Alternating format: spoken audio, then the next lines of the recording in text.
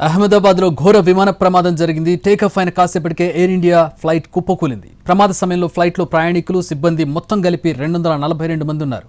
వీరిలో crew members 12 మంది ఉన్నారు. అహ్మదాబాద్ నుంచి లండన్కు బయలుదేరుతుండగా ఎయిర్ ఇండియా ఫ్లైట్ ప్రమాదానికి గురైంది.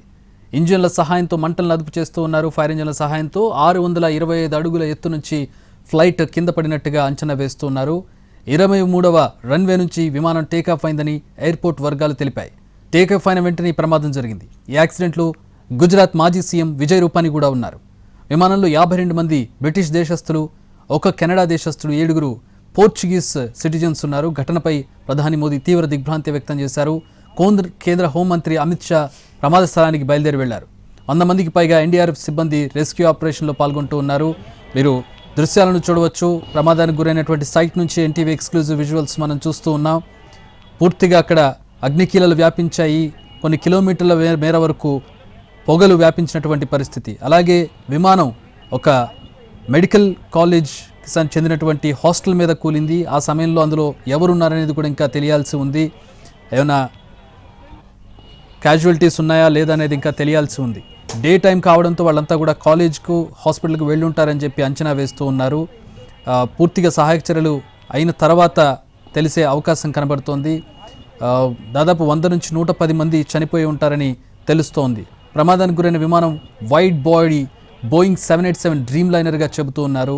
మోడల్ ఇది బోయింగ్ కంపెనీకి చెందినటువంటి 787 డ్రీమ్ లైనర్. దీనిలో 300 మంది వరకు ప్రయాణించవచ్చు. హ్యూజ్ కెపాసిటీ, సుదూర ప్రయాణం కావడంతో విమానంలో ఫ్యూయల్ కూడా భారీగానే ఉంటుంది. దాంతో ప్రమాద తీవ్రత మరింత పెరిగింది. విమానం కూలిన విషయం తెలియగానే ఫైర్ ఇంజన్లు ఆ ప్రాంతానికి చేరుకుని సహాయక చర్యలు చేపట్టాయి. ఎయిర్పోర్ట్కి సమీపంలోనే ఈ ఘటన చోటు చేసుకుంది. ప్రమాద విషయం తెలియడంతో కేంద్ర పౌర విమానయాన శాఖ మంత్రి కె రామ్మోహన్ నాయుడు ఘటనా స్థలానికి బయలుదేరి వెళ్లారు. కేంద్ర హోంశాఖ మంత్రి అమిత్ షా గుజరాత్ ముఖ్యమంత్రి భూపేంద్ర పటేల్తో ఫోన్లో మాట్లాడి పరిస్థితి తెలుసుకున్నారు. విమానం అహ్మదాబాద్ అంతర్జాతీయ విమానాశ్రయం నుంచి లండన్ గాట్వికాకు బయలుదేరింది. సరిగ్గా విమానం 1:39 టేకాఫ్ అయినట్టుగా తెలుస్తోంది. టేకాఫ్ అయిన కాసేపటికే ఈ ప్రమాదం చోటు చేసుకుంది. ప్రమాద దృశ్యాలు వీడియోలు రికార్డ్ అయ్యాయి. ఫ్లైట్ కూలిపోయి వెంటనే అగ్నికీలల్లో దహనమైపోయినటువంటి దృశ్యాలు రికార్డ్ అయినటువంటి పరిస్థితి. ప్రమాదం జరగడానికి కొద్ది సెకండ్ల ముందు పైలట్ నుంచి మేడే కాల్ వచ్చిందని. మేడే అంటే ఫ్లైట్లో అత్యవసర సమయంలో, ఏదైనా ప్రమాదం జరుగుతున్న సమయంలో ఎమర్జెన్సీ కోడ్ అది మేడేగా పిలుస్తారు. మేడే అని ఏటీసీకి సమాచారం అందిస్తారు. ఫ్లైట్ ఎలాంటి ప్రమాదంలో ఉన్నా కూడా ఈ సంకేతాన్ని ఇస్తారు. సో దాన్ని పైలట్ నుంచి మేడే కాల్ వచ్చిందని డీజీసీఏ వర్గాలు తెలిపాయి. ఆ తర్వాత ఎలాంటి స్పందన లేదని చెప్పాయి. మేడే కాల్ అంటే ఎమర్జెన్సీ సమయంలో పైలట్ నుంచి హెల్ప్ లైన్ కాల్ అది. విమానం ఘోరమైన ప్రమాదంలో పడిందని అర్థం. పైలట్ సుమిత్ చాలా అనుభవం ఉన్నాడని కూడా తెలుస్తోంది. దాదాపు 8200 గంటలకు పైగా ఎయిర్ ఎక్స్పీరియన్స్ ఉంది. అంటే పైలట్ అనుభవజ్ఞుడు అని కూడా డీజీసీఏ చెబుతోంది. ఇక కో పైలట్ కూడా అనుభవం ఉన్న వ్యక్తి అని తెలుస్తోంది. విమానం టేకాఫ్ అయిన సుమారు 5 నిమిషాలకి దుర్ఘటన జరిగింది. ఈ ఫ్లైట్ని కూడా 2017లో ఎయిర్ ఇండియా పర్చేజ్ చేసినట్టుగా తెలుస్తోంది. సో ఫ్లైట్ కూడా కొత్తదన్నట్టుగానే భావించాలి 2017 అంటే. ఈ ప్రమాదంలో అహ్మదాబాద్ వెళ్లే పలు విమాన సర్వీసులను రద్దు చేశారు. ఇప్పుడు అహ్మదాబాద్ ఎయిర్పోర్ట్ 5 గంటల వరకు షట్ డౌన్ చేశారు. ఢిల్లీ అహ్మదాబాద్ మధ్య నడిచే 5 ఎయిర్ ఇండియా సర్వీసులను క్యాన్సిల్ చేశారు. పౌర విమానయాన శాఖ పరిస్థితిని ఎప్పటికప్పుడు సమీక్షిస్తోంది. ప్రధాని మోదీ కూడా సివిల్ ఏవియేషన్ మినిస్టర్ రామ్మోహన్ నాయుడుతో టచ్లో ఉన్నారు. సిచ్యువేషన్ ఎప్పటికప్పుడు అడిగి తెలుసుకుంటూ ఉన్నారు. అవసరమైన సహాయాన్ని వెంటనే అందించాలని ప్రధాని ఆదేశాలు ఇచ్చారు. ఈ ప్రమాదంలో అన్ని విమానయాన సంస్థలు హై అలర్ట్ ప్రకటించాయి. సో విజువల్స్లో చూడొచ్చు మనం. టేకాఫ్ అయిన వెంటనే జరిగినటువంటి దుర్ఘటన. ఎయిర్ ఇండియా ఫ్లైట్ టేకాఫ్ అయిన కాసేపటికే నేల కూలింది.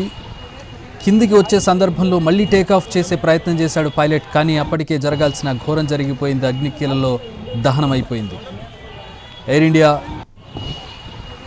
ఫ్లైట్ సుమారుగా 300 మందిని తీసుకెళ్లగలిగే కెపాసిటీ ఉన్నటువంటి బోయింగ్ డ్రీమ్ లైనర్ 787 ఫ్లైట్ ఇది. 242 మంది ట్రావెల్ చేస్తూ ఉన్నారు. అందులో 12 మంది అంటే 10 మంది air hostess and other crew అనుకుంటే 2 పైలట్ అండ్ కో పైలట్, 12 మంది విమాన సిబ్బంది, మిగతా వారంతా కూడా ప్రయాణికులు. 1978 తర్వాత ఈ స్థాయిలో భారీ ప్రమాదం జరగడం ఇప్పుడే. అప్పుడు జరిగిన ప్రమాదంలో 213 మంది చనిపోయారు. అప్పుడు ఫ్లైట్ ముంబైలోని అరేబియా సముద్ర తీరంలో కూలిపోయింది.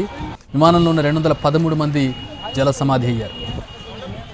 సాధారణంగా ఫ్లైట్ క్రాష్ అయినప్పుడు జరిగేటటువంటి నష్టం చాలా ఎక్కువగా ఉంటుంది. ఎందుకంటే ఫ్లైట్లోంచి బయటికి వచ్చి ప్రాణాలతో బయటపడేటటువంటి సందర్భాలు చాలా తక్కువగా ఉంటాయి. బ్రతికి బట్టగట్టేటటువంటి అవకాశం చాలా తక్కువగా ఉంటుంది ఫ్లైట్ యాక్సిడెంట్స్లో. అది కూడా ఫ్లైట్ మంటల్లో దహనమైనప్పుడు ఈ అవకాశం చాలా తక్కువగా ఉంటుంది. సో మృతుల సంఖ్య పెరిగే అవకాశం కనపడుతోంది. విమానంలో సుమారుగా 169 మంది భారతీయులు ఉన్నట్టుగా తెలుస్తోంది. అలాగే బ్రిటిషర్స్ కూడా ఉన్నారు 53 మంది. లండన్ వెళ్తోంది ఫ్లైట్ ఇది అహ్మదాబాద్ నుంచి, అహ్మదాబాద్ ఇంటర్నేషనల్ ఎయిర్పోర్ట్ నుంచి. 169 మంది భారతీయులు ఉన్నారు, 53 మంది బ్రిటిష్ జాతీయులు ఉన్నారు. ఒకళ్ళు కెనడాకి చెందిన వారుగా తెలుస్తోంది. 7 పోర్చుగల్ జాతీయులుగా తెలుస్తోంది. మొత్తం 242 మంది, ఇందులో 12 మంది ఇంక్లూడింగ్ పైలట్స్, 2 పైలట్ కో పైలట్తో కలిపి 12 మంది ఎయిర్ ఇండియా క్రూ వాళ్ళు. మిగతా వాళ్ళంతా కూడా ప్యాసింజర్స్. దారుణమైనటువంటి దుర్ఘటన 1 గంట సమయంలో చోటు చేసుకుంది. భారతదేశ విమానయాన చరిత్రలో ఒక భారీ దుర్ఘటనగా దీన్ని చెప్పుకోవచ్చు. ఇందులో గుజరాత్ మాజీ సీఎం విజయ్ రూపాని కూడా ప్రయాణిస్తున్నారు. ఆయనకి తీవ్ర గాయాలైనట్టుగా తెలుస్తోంది. ఇప్పటికీ 100 మంది మృతి చెందినట్టుగా తెలుస్తోంది. ఈవెన్ ఈ ఫ్లైట్ ఏజే మెడికల్ కాలేజ్ చెందినటువంటి హాస్టల్ మీద కూలింది. హాస్టల్లో ఆ సమయంలో ఎవరైనా ఉన్నారనేది కూడా ఇంకా తెలియాల్సి ఉంది. కేంద్ర విమానయాన శాఖ మంత్రి రామ్మోహన్ నాయుడు ఘటనా స్థలానికి చేరుకున్నారు, పరిస్థితిని సమీక్షిస్తూ ఉన్నారు. మోదీ ఎప్పటికప్పుడు కాల్ చేసి వివరాలు తెలుసుకుంటూ ఉన్నారు. కేంద్ర హోంమంత్రి అమిత్ షా ఇప్పటికే బయలుదేరి అహ్మదాబాద్ వెళ్ళారు. పైలట్ కూడా చాలా అనుభవం గల వ్యక్తిగా తెలుస్తోంది.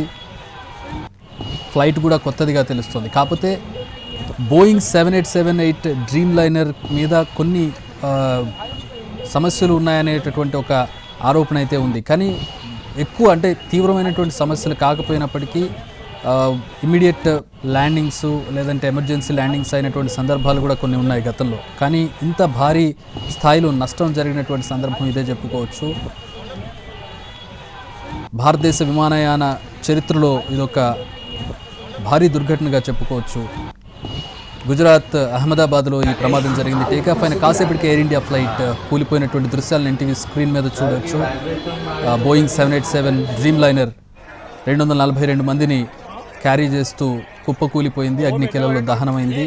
సుమారు 100 మంది చనిపోయినట్టుగా ఇప్పటికీ సమాచారం అందుతోంది. ఈ 242 మందిలో 12 మంది ఎయిర్ ఇండియా క్రూ, ఒక పైలట్ కో పైలట్, 10 మంది క్రూ ఉన్నారు. సో మొత్తం 12 మంది వారు కాగా 230 మంది ప్రయాణికులు. అహ్మదాబాద్ నుంచి లండన్కి వెళ్ళింది. లండన్కి వెళ్లాల్సినటువంటి ఫ్లైట్ ఇది, ఇండియా ఫ్లైట్. ఫైర్ ఇంజిన్ల సహాయంతో మంటలను అదుపు చేస్తూ ఉన్నారు. ఎన్డీఆర్ఎఫ్ సిబ్బంది ప్రస్తుతం రెస్క్యూ ఆపరేషన్లో పాల్గొంటూ ఉన్నారు. 625 అడుగుల ఎత్తు నుంచి ఫ్లైట్ కింద పడినట్టుగా తెలుస్తోంది. టేకాఫ్ అయిన కాసేపటికి ఎయిర్పోర్ట్కు దగ్గరలోనే ఈ దుర్ఘటన జరిగింది. ఫ్లైట్ క్రాష్ అయినటువంటి దృశ్యాలను మనం చూడొచ్చు. ఫ్లైట్ టేకాఫ్ అయిన కాసేపటికే సుమారుగా 600 అడుగుల ఎత్తులోనే ఫ్లైట్ మళ్ళీ కిందికి వచ్చేసినటువంటి పరిస్థితి. మళ్ళీ టేకాఫ్ చేసే ప్రయత్నం చేసినట్టుగా తెలుస్తోంది. కానీ అప్పటికే జరగాల్సిన నష్టం జరిగిపోయింది. చాలా లాంగ్ జర్నీ, లండన్ వరకు జర్నీ చేయాల్సి ఉంటుంది కాబట్టి ఫ్యూయల్ కూడా అదే స్థాయిలో. డ్రీమ్ లైనర్ అంటే చాలా పెద్ద కెపాసిటీ, హ్యూజ్ ప్లేన్ అది. దాదాపు 300 మందిని క్యారీ చేయగలిగేటటువంటి ప్లేన్ ఏ స్థాయిలో ఉంటుందో మనం అర్థం చేసుకోవచ్చు. సో దాని ఫ్యూయల్ కెపాసిటీ కూడా ఎక్కువగా ఉంటుంది, చాలా దూరం ట్రావెల్ చేయాలి కాబట్టి. సో ఆ ఫ్యూయల్ అంతా కూడా బర్న్ అయ్యి ఒక్కసారిగా మంటల్లో విమానం అంతా కూడా దహనం అయిపోయినటువంటి పరిస్థితి. 23వ రన్వే నుంచి విమానం టేకాఫ్ అయినట్టుగా ఎయిర్పోర్ట్ అథారిటీస్ చెబుతూ ఉన్నాయి. టేకాఫ్ అయిన వెంటనే ఈ ప్రమాదం జరిగింది.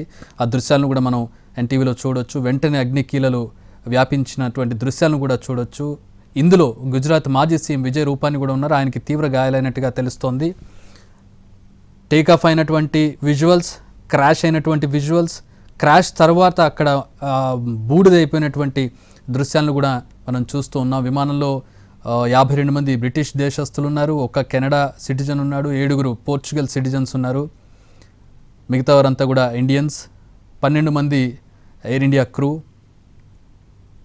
ఒక భారీ దుర్ఘటనగా చెప్పుకోవచ్చు. ఇండియన్ ఏవియేషన్ సిస్టమ్ మీద ఎంతో కాలంగా ఆరోపణలు ఉన్నాయి. ఎయిర్ ఇండియా కావచ్చు, మరొక డొమెస్టిక్ ఫ్లైట్ ఆపరేటర్ కావచ్చు, ఎవరైనప్పటికీ కూడా చాలా సందర్భాల్లో ఫ్లైట్ మెయింటెనెన్స్కి సంబంధించి, ఫ్లైట్ డిలేస్కి సంబంధించి అనేక ఆరోపణలు వచ్చినా కూడా స్ట్రింజెంట్ యాక్షన్స్, కఠినమైనటువంటి చట్టాలు, వాటి అమలు అనేది ఏవియేషన్ సర్వీసుల మీద కొరవడినటువంటి సందర్భాలు అనేకం చూసాం. బహుశా ఇది కూడా ఆ నిర్లక్ష్యంలో చెల్లించుకున్నటువంటి మూల్యంగా చూడాలా అనేది కూడా ఇన్వెస్టిగేషన్లో తెలియాల్సి ఉంది. ఫ్లైట్ బ్లాక్ బాక్స్ దొరికితే కానీ, బ్లాక్ బాక్స్ నుంచి డేటా రిట్రీవ్ చేస్తే కానీ కారణాలు ఇంకా తెలియాల్సి ఉంది. సాంకేతిక సమస్యల, మరేదైనా సమస్య వల్ల ఈ ప్రమాదం జరిగిందా అనేది తెలియాల్సి ఉంది. బేసిక్ ఇన్ఫర్మేషన్ మనకి ఇప్పుడు తెలుస్తూ ఉంది. పైలట్లు ఇద్దరు కూడా ఎక్స్పీరియన్స్డ్ పైలట్స్గా తెలుస్తోంది. ఫ్లైట్ కూడా రీసెంట్గా అంటే 2017లోనే దీన్ని పర్చేజ్ చేసినట్టుగా తెలుస్తుంది. బాగా పాత ఫ్లైట్ కూడా కాదు, రీసెంట్గా పర్చేజ్ చేసినట్టుగా తెలుస్తోంది. 10 ఏళ్ళు కూడా కాలేదు ఇంకా ఫ్లైట్ పర్చేజ్ చేసి. బోయింగ్ డ్రీమ్ లైనర్, బోయింగ్ కంపెనీకి ఎంత రెప్యుటేషన్ ఉందో తెలిసిందే. సో అన్నీ సరిగ్గా ఉన్నా కూడా ఇంత భారీ దుర్ఘటన టేకాఫ్ అయిన కొద్దిసేపటికి ఎందుకు జరిగిందనేది ఇన్వెస్టిగేషన్లో తెలియాల్సి ఉంది. బ్లాక్ బాక్స్ ప్రధానంగా ఫ్లైట్ యాక్సిడెంట్లో కీలకమైనటువంటి device black box. Black box ఏ ఫ్లైట్ యాక్సిడెంట్ జరిగినా కూడా బ్లాక్ బాక్స్ చాలా కీలకం అవుతుంది. బ్లాక్ బాక్స్ అనేది ఫ్లైట్ యొక్క తోక భాగం, టైల్ భాగంలో ఉంటుంది. ఫ్లైట్ యాక్సిడెంట్ జరిగినప్పుడు దానికి ఎలాంటి నష్టం జరగకుండా తోక భాగంలో దాన్ని అమరుస్తారు. సో అది ఫైర్ ప్రూఫ్గా కూడా ఉంటుంది. సో దాన్ని రిట్రీవ్ చేస్తే కనుక యాక్సిడెంట్ సైట్ నుంచి, ఫ్లైట్ యాక్సిడెంట్ ఎలా జరిగిందంటే ఫ్లైట్లో ఏ చిన్న శబ్దం వచ్చినా కూడా అందులో రికార్డ్ అవుతుంది. ఫ్లైట్లో ప్రతి కమాండ్ని కూడా పైలట్స్ మాట్లాడతారు. డీజీసీఏతో వాళ్ళు టచ్లో ఉంటారు, ఏటీసీతో టచ్లో ఉంటారు. ఏ బటన్ నొక్కుతున్నా, ఎటు మూవ్ అవుతున్నా కూడా, ఫ్లైట్ని ఎటు తిప్పుతున్నా కూడా వాళ్ళు దాన్ని కమాండ్ని వాయిస్ రూపంలో ఇవ్వాల్సి ఉంటుంది. వాళ్ళకి ఎలాంటి అనుమానం వచ్చినా కూడా ఆ అనుమానాన్ని కూడా వాళ్ళు ఎక్స్ప్రెస్ చేయాల్సి ఉంటుంది. ఇద్దరు పైలట్లు మాట్లాడుకునే కాక్పిట్ సంభాషణ, పైలట్ కో-పైలట్ మాట్లాడుకునే ప్రతి సంభాషణ ఈ బ్లాక్ బాక్స్లో రికార్డ్ అవుతుంది. రికార్డ్ అయినటువంటి అంశాలు బ్లాక్ బాక్స్లో ఉంటాయి. సో ఎప్పుడైనా యాక్సిడెంట్ జరిగినప్పుడు ఈ బ్లాక్ బాక్స్ దొరికితే కనుక సమస్య ఏమొచ్చింది, పైలట్లు ఏం మాట్లాడుకున్నారు, ఎలాంటి సమస్యతో ఫ్లైట్ కూలిపోయింది అనేది దాని నుంచి రిట్రీవ్ చేస్తారు. మేజర్ ఇన్ఫర్మేషన్ అంతా కూడా దాని నుంచి తీస్తారు. ఆ తర్వాత ఇక మిగతా ఇన్వెస్టిగేషన్ ఉంటుంది. సో బ్లాక్ బాక్స్ అనేది చాలా కీలకం. ఏ ఫ్లైట్ యాక్సిడెంట్, ఏ ఎయిర్ క్రాఫ్ట్ యాక్సిడెంట్ జరిగినా, ఈవెన్ హెలికాప్టర్ యాక్సిడెంట్ జరిగినా కూడా బ్లాక్ బాక్స్ అనేది కీలకం. అయితే బ్లాక్ బాక్స్ అనేది బ్లాక్ కలర్లో ఉండదు, ఆరెంజ్ కలర్లో ఉంటుంది. సో అది టెయిల్ భాగంలో ఉంటుంది, తోక భాగంలో ఉంటుంది. దాన్ని రిట్రీవ్ చేయాల్సి ఉంటుంది. రిట్రీవ్ చేసిన తర్వాత ఈ ఘటనకు సంబంధించినటువంటి వివరాలు బయటకు వస్తాయి. బేసిక్గా తెలుస్తున్నటువంటి వివరాలు, పైలట్స్ అనుభవజ్ఞులు కాకపోవడం కాదు, ఇద్దరు కూడా మంచి అనుభవం ఉన్న పైలట్స్గా తెలుస్తుంది. పైలట్ అండ్ కో పైలట్ ఇద్దరు కూడా. ఫ్లైట్ కూడా రెప్యుటేషన్ ఉన్నటువంటి బోయింగ్ కంపెనీకి చెందినటువంటి డ్రీమ్ లైనర్ 787 పర్చేజ్ 2017లో జరిగినట్టుగా తెలుస్తోంది. సో ఎందుకు ఈ ఘటన చోటు చేస్తుంది? టేకాఫ్ అయిన కాసేపటికి ఎందుకు ఫ్లైట్, సాధారణంగా ఫ్లైట్ ఇంత దూరం ట్రావెల్ చేసేటప్పుడు, ఎంత దూరం అనేది పక్కన పెడితే ఫ్లైట్ టేకాఫ్ అవ్వాలి అంటే ఎన్నో సెక్యూరిటీ చెక్స్ జరుగుతాయి, ఎన్నో టెక్నికల్ క్రాస్ చెక్స్ జరుగుతాయి. మరి ఇవన్నీ జరిగిన తర్వాత కూడా ఈ దుర్ఘటన ఎందుకు జరిగింది అనేది ఇన్వెస్టిగేషన్లో తెలియాల్సి ఉంది. ఏదేమైనా కూడా భారీ మొత్తంలో ప్రాణాలు కోల్పోయారు. 100 మందికి పైగా చనిపోయినట్టుగా తెలుస్తోంది. 242 మంది. ఈవెన్ బ్రతికిన వారికి కూడా తీవ్రమైనటువంటి గాయాలవుతాయి. దుర్ఘటన జరిగినటువంటి తీరును మనం దృశ్యాల్లో చూడొచ్చు. పూర్తిగా అగ్నికీలల్లో బూడిదైపోయినటువంటి పరిస్థితి. ఈ ఘటన నుంచి బయటపడ్డారు అంటే వాళ్ళకి ఏ స్థాయిలో కాలిన గాయాలు అయి ఉంటాయో, ఏ విధమైనటువంటి గాయాలు అయి ఉంటాయో అనేది మనం ఊహించవచ్చు. ఈవెన్ విజయ్ రూపాని కూడా తీవ్రంగా గాయపడ్డట్టుగా తెలుస్తుంది. విజయ్ రూపాని గుజరాత్ మాజీ సీఎం, ఆయన కూడా ఇందులోనే ప్రయాణిస్తూ ఉన్నారు. 169 మంది భారతీయులు ఉన్నారు, మిగతా వాళ్ళు వివిధ దేశాల వాళ్ళు ఉన్నారు. బ్రిటిష్ దేశస్తులు లండన్ వెళ్తుంది కాబట్టి వాళ్ళు భారీ స్థాయిలో ఉన్నారు. దాదాపు 50 మందికి పైగా బ్రిటిష్ దేశస్తులు ఉన్నారు, ఒక కెనడియన్ ఉన్నారు, అలాగే ఒక 7 పోర్చుగీస్ దేశస్తులు ఉన్నట్టుగా తెలుస్తోంది. ఇంటర్నేషనల్ ఫ్లైట్ కావడంతో ఇతర సిటిజన్స్ కూడా ఉన్నారు, 169 మంది భారతీయులతో పాటు. ఇందులో 12 మంది ఎయిర్ ఇండియా క్రూ, అంటే ఎయిర్ హోస్టెస్ కావచ్చు, పైలట్ అండ్ కో పైలట్, మొత్తం 12 మంది ఉన్నట్టుగా తెలుస్తోంది. ఒక భారీ దుర్ఘటన భారతదేశాన్ని ఈరోజు ఆందోళనకు గురి చేస్తున్నటువంటి పరిస్థితి. బీజే కాలేజ్ ఆఫ్ మెడికల్ సైన్సెస్కి చెందినటువంటి హాస్టల్ని చూస్తూ ఉన్నాం మనం. ఆ హాస్టల్ మీదే విమానం కుప్పకూలింది. హాస్టల్ పూర్తిగా దగ్ధమైనటువంటి దృశ్యాలను మనం చూడవచ్చు. పూర్తిగా అది ఏ స్థాయిలో ఆ హాస్టల్కి నష్టం జరిగిందనేది మనం చూస్తూ ఉన్నాం. దాన్ని బట్టి మనం అర్థం చేసుకోవచ్చు అక్కడ ఏ స్థాయిలో మంటలు వచ్చి ఉంటాయో.